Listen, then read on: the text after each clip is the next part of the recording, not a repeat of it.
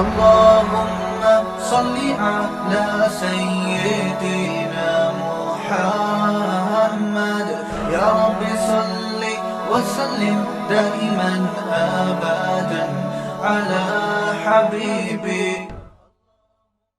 ایمان والے لوگ ہیں نا جن کا آخرت پر ایمان ہوتا ہے، تم ان کے اندر کچھ کوالٹیز دیکھو گے، دیکھنے سے نظر آئیں گے ان کے اندر یہ صفات ہیں. وہ صفات میں بیان کر کے آگے چلتا ہوں. قد افلح المؤمنون، فرمایا مومنین کامیاب ہو گئے، فلاح پا گئے. کیسے کامیاب ہوئے یہ آگے آ رہا ہے. الذین هم فی صلاتهم خاشعون، یہ وہ لوگ ہیں جو اپنی نمازوں میں خشوع پیدا کرتے ہیں. سب سے پہلے ایمان لانے کے بعد اپنی نماز کو ٹھیک کرنے کی ضرورت ہے. خشوع پیدا کریں. آج جب نماز ٹھیک کرنے کی طرف جاتے ہیں تو اختلافی مسائل کے جھگڑوں میں پڑے جاتے ہیں کہ رفع الیدین کے ساتھ پڑھیں کہ بغیر رفع الیدین کے پڑھیں، ہاتھ باندھ کے پڑھیں کہ ہاتھ چھوڑ کے پڑھیں. صحابہ کرام میں یہ تمام قسم کی نمازیں موجود تھیں. رفع الیدین سے پڑھنے والے بھی تھے، اور امام بخاری کے شاگرد امام ترمذی کہتے ہیں رفع الیدین سے نہ پڑھنے والے بھی بہت سارے صحابہ تھے.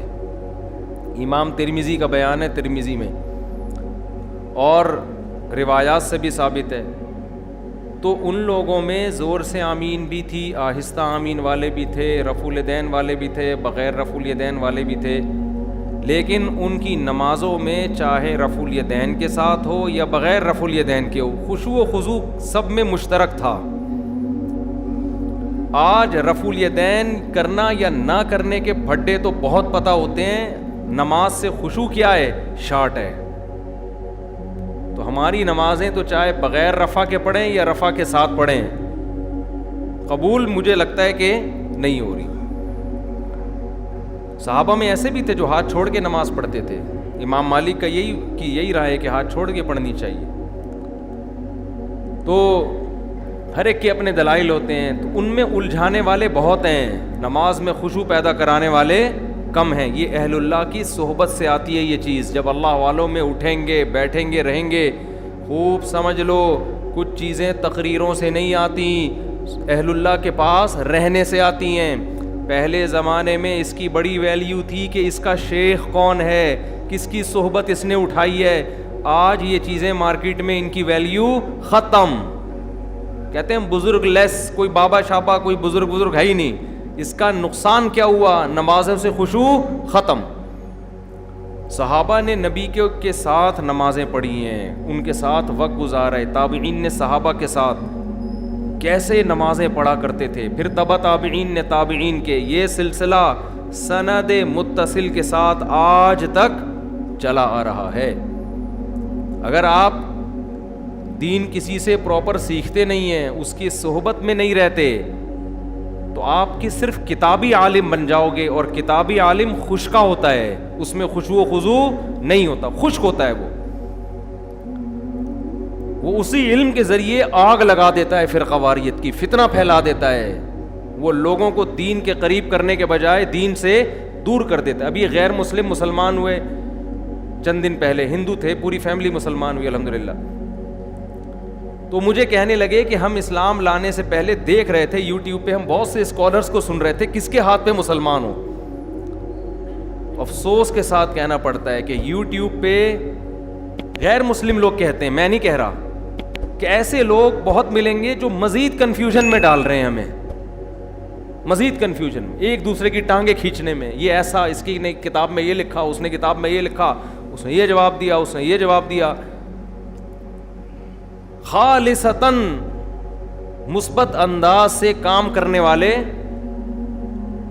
وہ معدوم ہیں، کالعدم ہیں. تو غیر مسلم کیا سوچے گا یار، یہ کیا تباہی پھیلائی ہوئی ان لوگوں نے، کیا کر رہے ہیں یہ. باہر مسائل، باہر بھی یہی ہے کہ انگریز مسلمان ہوتا ہے تو وہ ایک عجیب عذاب میں آ جاتا ہے، وہ ادھر ٹانگیں کھینچ رہا ہے. اور ہر آدمی کہتا ہے میں ہوں جو قرآن و حدیث بیان کر رہا ہوں. بس جو تمہیں اسلاف سے ہٹا رہا ہے، قرآن و سنت کی وہ تشریح کر رہا ہے جس میں تمہیں اپنا محتاج بنا رہا ہے، اتحاد کا لیبل لگا رہا ہے لیکن امت میں پھوٹ ڈال رہا ہے.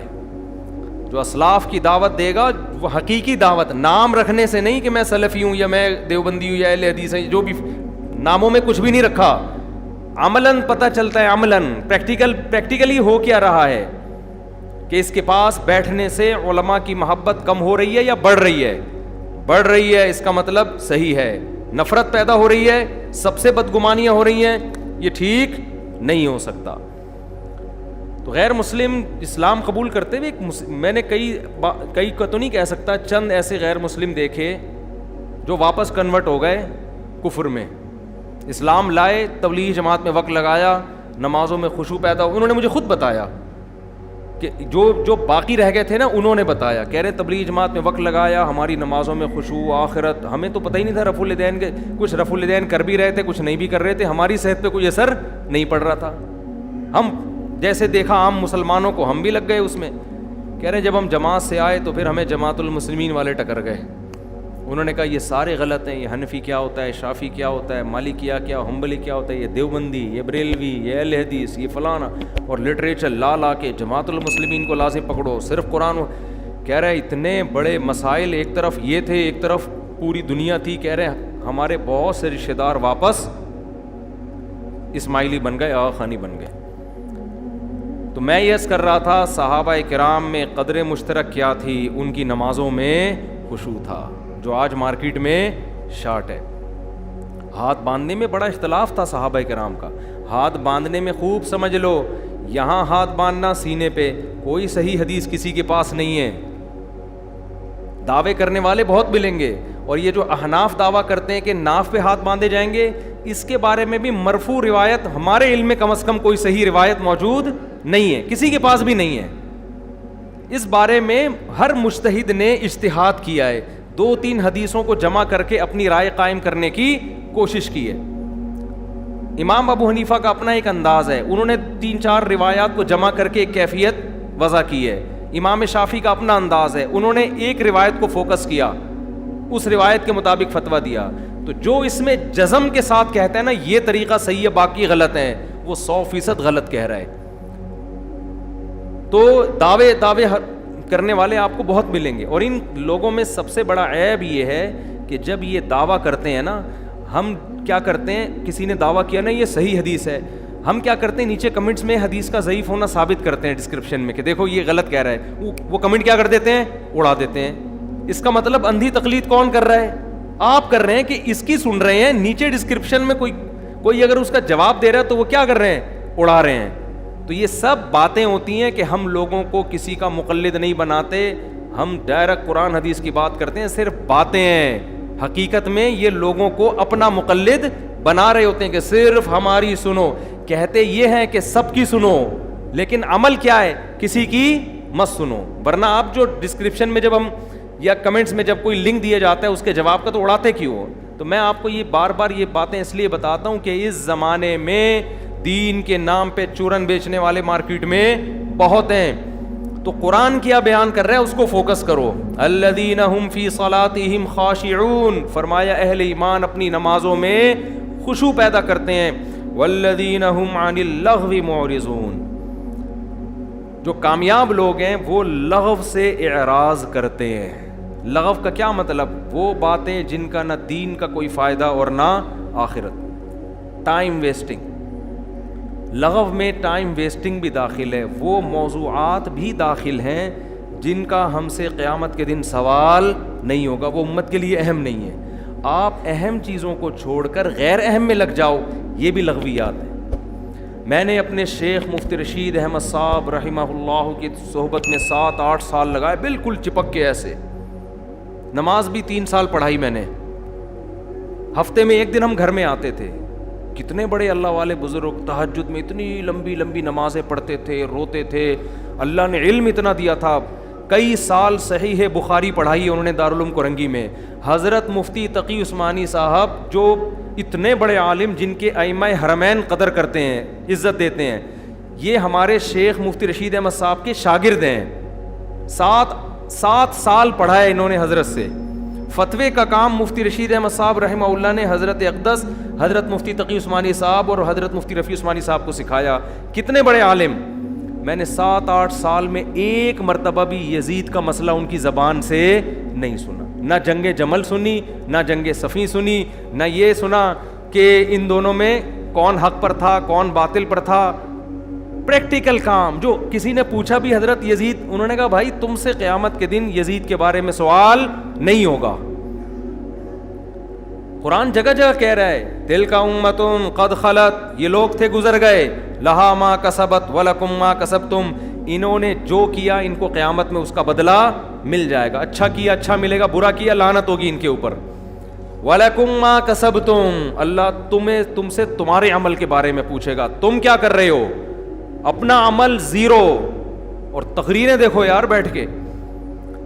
تو لغویات میں یہ بھی داخل ہے, جس چیز کا آپ کی پریکٹیکل لائف سے تعلق نہیں ہے اپنے آپ کو ان چیزوں سے بولو بچاؤ. آپ ڈائری بناؤ یار, میں فجر کی نماز تکبیر اولا سے پڑھتا ہوں, میں ظہر پڑھتا ہوں, میں عصر پڑھتا ہوں, میں مغرب پڑھتا ہوں, میں عشاء پڑھتا ہوں, میں اپنے ماں باپ کے ساتھ اچھا سلوک کرتا ہوں, میں نے بہنوں کی وراثت ان کے حوالے کی ہے, میں حرام تو نہیں کما رہا, میں تجارت میں جھوٹ تو نہیں بول رہا, میں تہجد پڑھتا ہوں, میں تلاوت کتنی کرتا ہوں, میں دین کو دنیا میں غالب کرنے کے لیے کیا کر رہا ہوں. آج آپ کو جس کے پاس بیٹھو گے نا وہی باتیں شروع کر دو گے. پنجاب میں حیات ممات کے مسئلے میں اتنا الجھے ہیں لوگ, اتنا الجھے ہیں کہ اچھے اچھے ایک جماعت کے طلباء آپس میں لڑ پڑے ہیں. سارے مسائل ایک جیسے, ایک مسئلے میں اختلاف, اور وہ جو کالم گلوچ اور اتنا زیادہ آپس میں تماشا بنائے کہ آپ الامان والحفیظ. تو والذین هم عن اللغو معرضون کا مطلب کیا ہے؟ وہ تمام چیزیں دیکھو. ایک اہم بات کر کے میں اس آیت کو سمجھاتا ہوں, پھر انشاءاللہ کھوپڑی میں بیٹھے گی. ہے اپنی زندگی سے جو غیر اہم چیزیں ہیں, جو غیر امپورٹنٹ ہیں, اس کو کیا کر دو, بولو نا یار, نکال دو. امپورٹنٹ کی ڈیفینیشن کیا ہے, یہ بڑا اہم مسئلہ ہے. ہم نے ایک دفعہ ورک شاپ کروائی نا ٹائم مینجمنٹ کی. اللہ سلیمان احمد صاحب کو جزائے خیر دے, بڑے زبردست آدمی ہیں. یہ امپورٹنٹ کی ڈیفینیشن انہوں نے ہمیں بتائی, بہت خاندانی ڈیفینیشن بتائی. حکمت کی بات جہاں سے لو لے کے آگے پارسل کر دو. تو جو ان کا اسٹائل تھا اسی اسٹائل سے میں بھی پوچھ رہا ہوں. ہم نے پھر ورک شاپ میں نے خود کروائی تو میں نے اس میں پوچھا کہ امپورٹنٹ کی ڈیفینیشن کیا. ہمیں امپورٹنٹ کام کرنے چاہیے, جو غیر امپورٹنٹ ہیں ان کو زندگی سے نکال دینا چاہیے. اب امپورٹنٹ کی ڈیفینیشن کیا ہے؟ اب ہم جب لوگوں سے پوچھتے ہیں بہت اہم, موسٹ امپورٹنٹ, اس کو امپورٹنٹ کہتے ہیں, ٹھیک ہے نا. بہت اہم کام جو بہت ضروری ہو. ابھی یہ تو ضروری امپورٹنٹ, یہ تو آپ الفاظ بدل رہے ہیں نا. امپورٹنٹ کی ڈیفینیشن یہ ہے کہ آپ کا جو ہدف ہے نا, جو چیز آپ کو اس ہدف میں پہنچانے کا ذریعہ بنے وہ کام امپورٹنٹ ہے, اور جو اس ہدف تک سے روکنے کا ذریعہ بنے وہ نقصان دہ آپ کے لیے. وہ کیا ہے؟ وہ جو وہاں تک روکنے کا ذریعہ بنے نا, وہ کیا ہے؟ جو اس میں نقصان کا ذریعہ بنے ہدف تک پہنچانے کا, وہ غیر امپورٹنٹ ہے. اب دیکھو آپ کے پاس ٹائم کم ہے, زندگی محدود ہے, آپ کا ایک ہدف ہے اللہ کی رضا. مسلمان کا اصل ویژن کیا ہوتا ہے؟ اللہ کی رضا, جنت ہے. اس ویژن کو حاصل کرنے کے لیے چھوٹے چھوٹے ویژن بنانے پڑتے ہیں. جنت تک پہنچنے کے بہت سے طریقے ہیں نا. بھائی ایک آدمی صبح پڑھا ہوا ہے, اسکول نہیں جا رہا. کیوں نہیں جا رہا؟ بھائی میرا ہدف ہے اللہ کو راضی کرنا, میرا ہدف تعلیم ہے ہی نہیں, میں اسکول نہیں جاؤں گا. اس کو بولو کما کے لا, کہہ رہا ہے میں کماؤں گا نہیں. میں کمانے کے لیے پیدا نہیں ہوا, میں کس کے لیے پیدا ہوا ہوں؟ اللہ کے لیے. بعض لوگ ایسے اللہ کا لفظ بڑھ کے نا بول رہے ہوتے ہیں. یہ میں اللہ کا لفظ اس لیے بولتا ہوں, ایک پرویزی تھا منکر حدیث, ہم جب بھی اس کے پاس جاتے نا ہمیں الو بنا رہا تھا. وہ کہہ رہا ہے ہم قرآن کو مانتے ہیں, قرآن کو. تو یہ اللہ کا لفظ بڑے جلال سے بولتا تھا, جو ایک دم ہمارے دل دہل جائیں گے, یا تو بڑا نیک آدمی ہے. تو رب العالمین نے فرمایا. تو یہ نا منہ بھر بھر کے ٹوپیاں بہت کراتے ہیں. تو خیر, تو اب وہ نہ پوستی آدمی, نہ وہ اسکول جا رہا ہے, نہ وہ کالج جا رہا ہے, نہ وہ ایجوکیشن میں بڑھ رہا ہے آگے, نہ وہ کم بخت بزنس کی طرف توجہ دے رہا ہے. جب اس سے پوچھا جائے کہہ رہا ہے میرا ہدف بزنس ہے ہی نہیں. لوگ کہتے ہیں بھائی کم بخت تیری شادی کیسے ہوگی جب تو کمائے گا نہیں کھائے گا نہیں. تو کہہ رہا ہے میرا ہدف شادی نہیں ہے, میرا ہدف ہے اللہ کی رضا. صحیح کہہ رہا ہے غلط کہہ رہا ہے؟ الو بنا رہا ہے. ابے اللہ کی رضا کے لیے تو دنیا میں کچھ کرنا تو پڑے گا نا. یوسف علیہ السلام نے مصر کی وزارت قبول کی, کس کے لیے؟ اللہ کی رضا کے لیے. بادشاہ بن گئے مصر کے, کس کے لیے؟ اللہ کے لیے.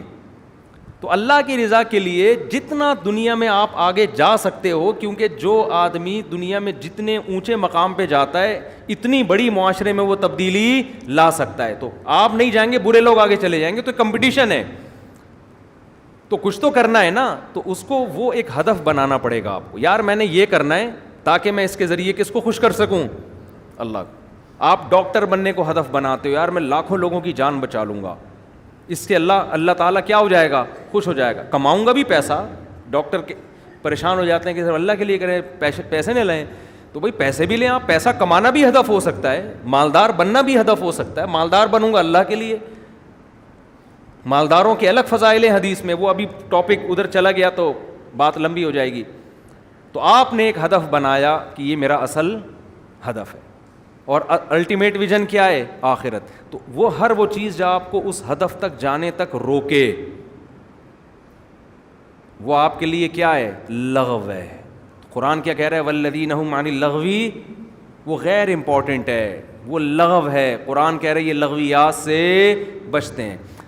تبھی ہم نے ڈاکٹروں کو نہیں دیکھا یزید کے پھڈے میں پڑھتے ہوں, MBBS میں ایجوکیشن حاصل کر رہے ہوں, اور کوئی ان کو تقریر سنا, یار تو یزید کا مسئلہ ذرا حل کر کے بتا, یار بنو امیہ کے بارے میں رپورٹ پیش کر. وہ کہے گا بھائی کل میرا پیپر ہے میرے ابا نے مجھے باہر بھیجا ہوا ہے رشیا میں, یونیورسٹی میں پیسے خرچ کیے ہوئے, میں اس میں فیل ہو گیا نا, میں جہنم میں بہرحال چلا جاؤں گا, یزید جائے نہ جائے.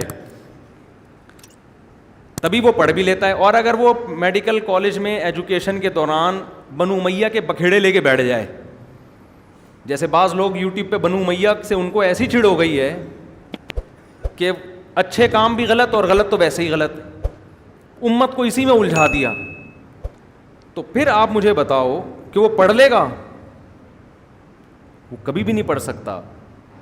آپ اسے کہو گے بھائی اپنی تعلیم کو فوکس کرو, تو خوب سمجھ لیں جب تعلیم کو فوکس کرے گا نا, تو فوکس کرنے کے بعد بھی نہیں پھڈے میں ڈالا جائے گا اس کو, اس لیے کہ آگے اس سے بھی بڑے بڑے اہداف آپ کے سامنے موجود ہیں.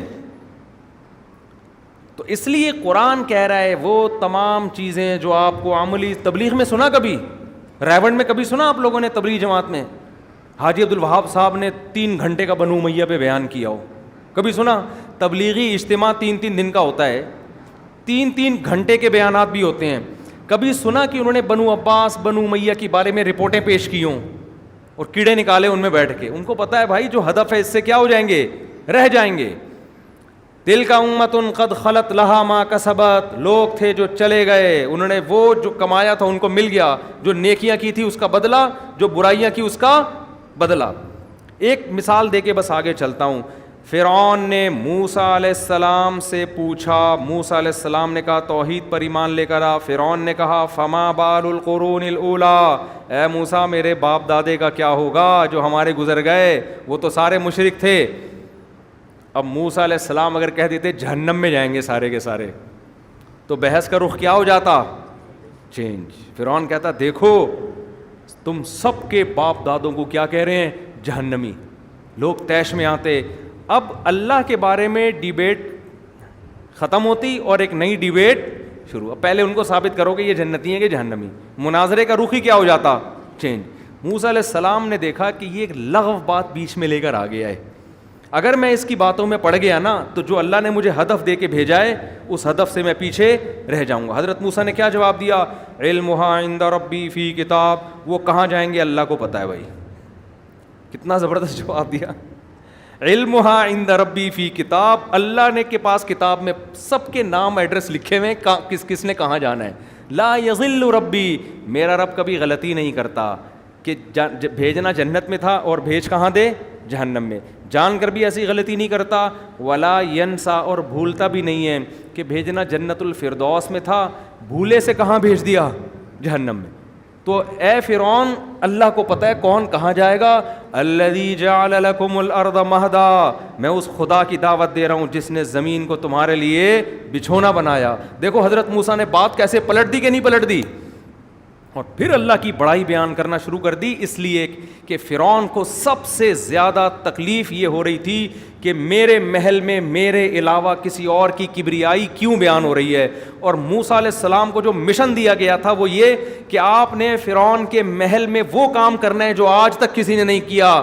وہ کام کیا ہے؟ اس کے محل میں, اس کے سامنے, اس کے درباریوں کی موجودگی میں خدا کا انٹروڈکشن کروانا ہے. آپ کے پاس ٹائم کم ہے, جتنا اللہ کی حمد و ثنا کر سکتے ہیں آپ وہ حمد و ثنا کریں.